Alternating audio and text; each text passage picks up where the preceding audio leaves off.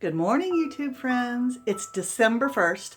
I'm making waffles and coffee this morning because it's December 1st. And Adam is untangling the Christmas lights so we can decorate our tree, poor thing.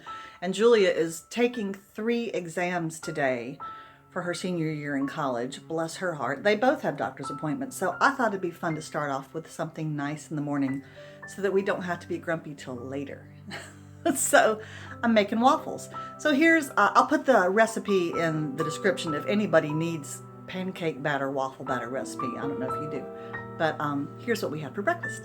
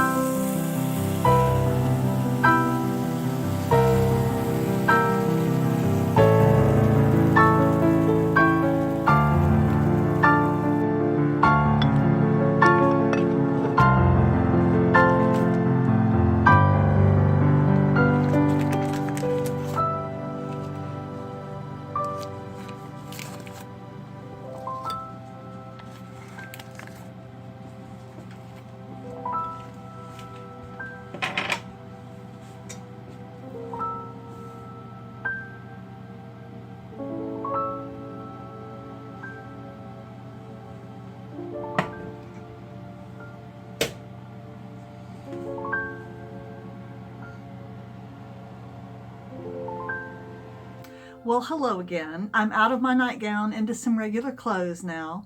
The waffles are eaten. The dishes are done. The kitchen is pretty clean. I've put in the first load of laundry, and now I'm looking at the rest of my day. I can't go anywhere because Adam and Julia need both the vehicles, so I have to stay at home. Poor me. I know some of you know how I feel. So today, I'm going to be in my studio, I think, finally spinning. Oh, look at that right there. You see that over my shoulder? That's my Christmas cactus. I'll post a picture of that because it's just about to bloom. I'm also, maybe I'll move my camera around so you can see it.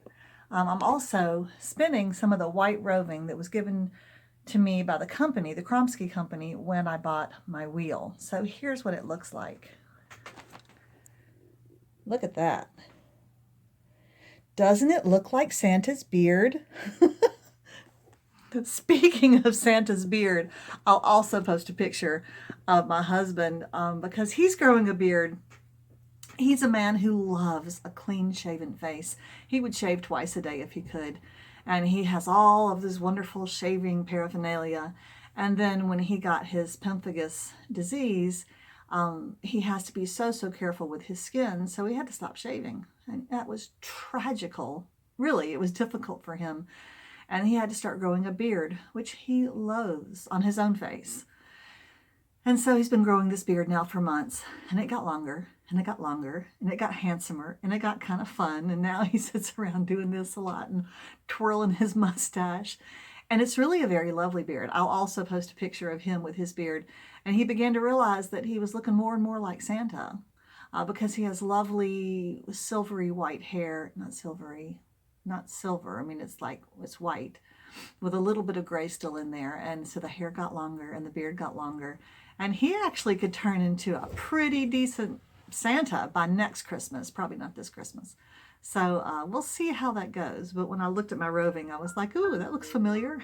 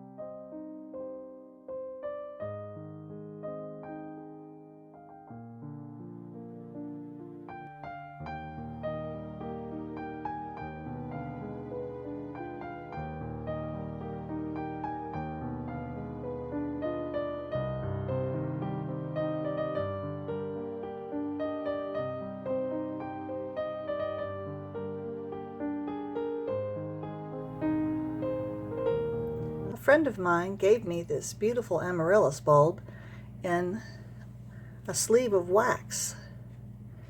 And you're not supposed to do anything to it, but just leave it in a sunny window, and it will bloom on its own with no added water or anything else. So I'm looking forward to seeing what it does. She gave me one last year, and after it bloomed and then fell back, then I put it out in the ground, and now it's going to turn into a big old mound of amaryllis. So this will do the same.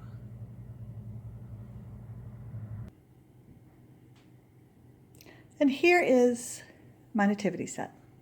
It's old and kind of strange looking. There's a lot of sheep with broken legs. And I've got a shepherd. I've got one shepherd that doesn't want to stand up. And it's just a hodgepodge. And the stable itself was made by my husband, oh boy, almost 30 years ago, over 25 years ago, from some scrap wood from our house when he was demolishing a porch. So, but it has emotional value. But I really like it.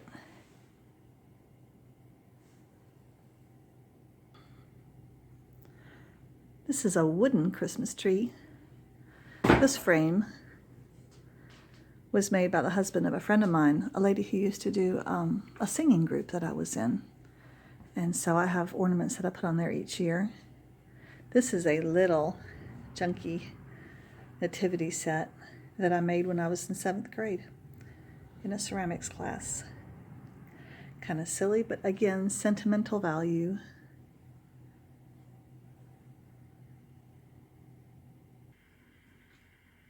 And last but not least, here is our Jessie tree. This is a little chunky plastic Christmas tree that really is just there so that we can put all of these various ornaments on it. When we belonged to a church in Mississippi, again about 30 years ago, every family in the church signed up to make us a whole bunch of one ornament. So, where's the one we did? Oh, here it is. I made like, I don't know, 30 of these little coats. This is Joseph's coat of many colors. I put a little hook on it. And so I painted those and cut them out of paper. Other people were more talented and made things like this. This is a crown. Here's the angel. Isn't she pretty? Oh, and I love the ram. This is the ram that was caught in the thicket that Abraham sacrificed. Anyway, these are all, each little ornament is part of the Bible story from Genesis through Christ to show that Christmas is all about Jesus. So anyway, it's an Advent. It's something you do every day during Advent. You put an ornament on. And so far I've done this is the branch of Jesse. And here's the apple from the Garden of Eden. And then here's the world, which I think is supposed to show creation. I forget what some of them are. I have a little book over here that tells the order of the things that you put up. So that's something the children used to enjoy doing, and I still do it every Christmas because I love Christmas. Thanks.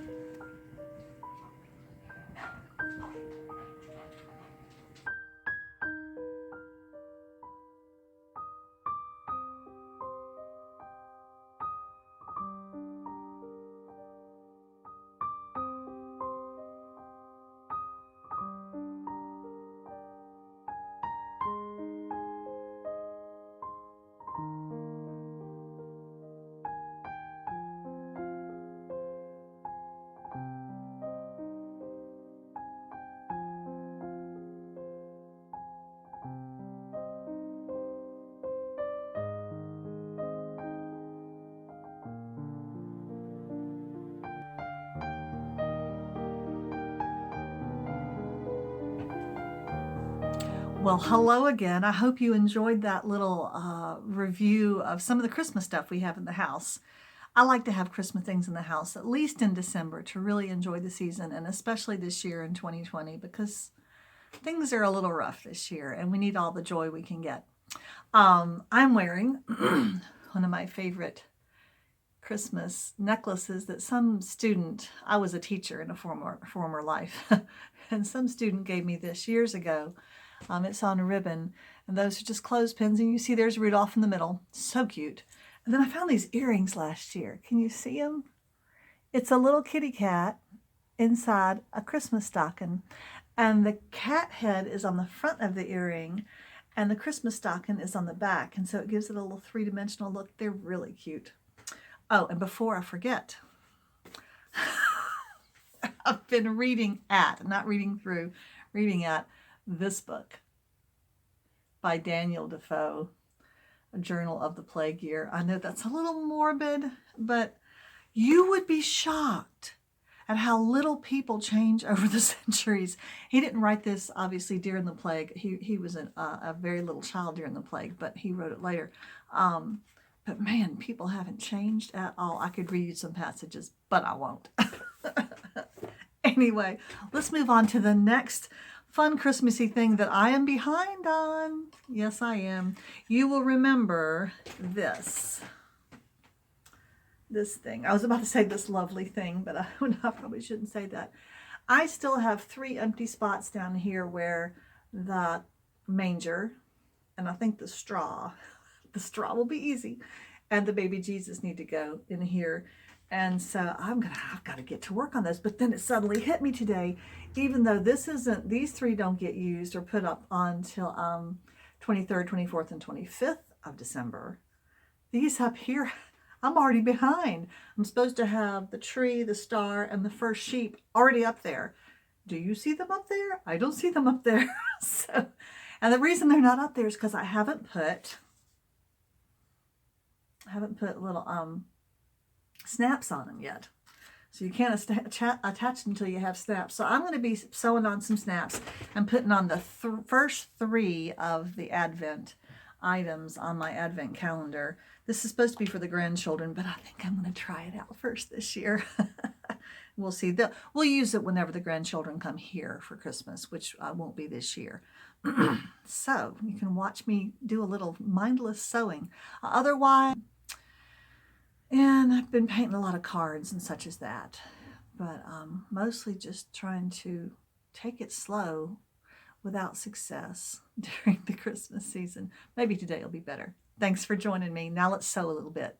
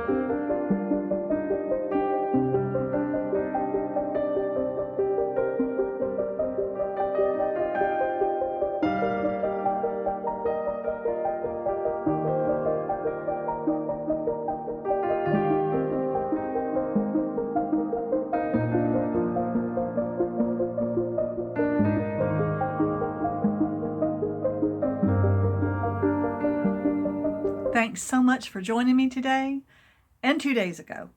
It takes me a while to make a video. And I hope that your December is lovely, and we'll be doing more little Christmassy things, I'm sure. I also want to thank my new subscribers. There's been, 10 or 12 of you in the last month or so, and I'm so glad you're here. And I hope that I can present content you like. And if you haven't subscribed yet, Right down there is a big red bar that says subscribe. Go ahead and click that. It won't pester you at all. You can just, it makes it easier for you to come back and find my channel. And boy, does it help my numbers a lot. Thank you so much. See you later.